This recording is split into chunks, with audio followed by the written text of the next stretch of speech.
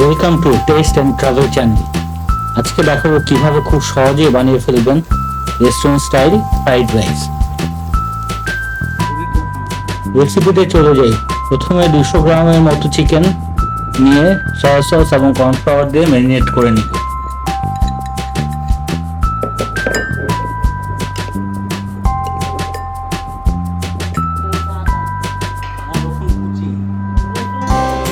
পরিমাণ মতো লবণ দিয়ে 10 মিনিটের মতো রেখে দিই।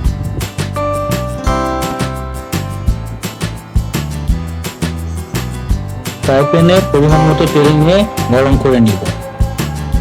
এরপর 1 চামচ পরিমাণ রসুন কুচি এবং 1 চামচ পরিমাণ আদা কুচি নিয়ে ভাজতে থাকবো লাল হয়ে আসা পর্যন্ত। তারপর ম্যারিনেট করা চিকেন ঢেলে দেবো ফ্রাই প্যানে এবং ভাজতে থাকবো।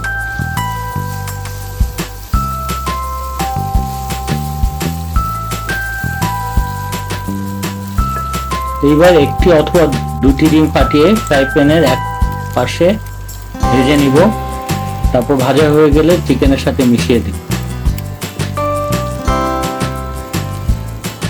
এবার পেঁয়াজের ফালি, গাজর, ক্যাপসিকাম, পেঁয়াজের কালি, বরবটি টুকরো সব একসাথে মিশিয়ে নিব এবং ভাজতে থাকবো। চিনি গুঁড়ো, চাল সিদ্ধ পানি ঝরিয়ে প্যানের নিচে ড্রাই করে ঝরঝরা অবস্থায় ফ্রাই প্যানে ঢেলে দেবো এবং ভাজতে থাকবো। এখন সস দিয়ে নেওয়ার পালা। প্রথমে সয়া সস দিয়ে নিব। কালার চলে আসলে তারপর অল্প পরিমাণ ফিশ সস দিয়ে নিব।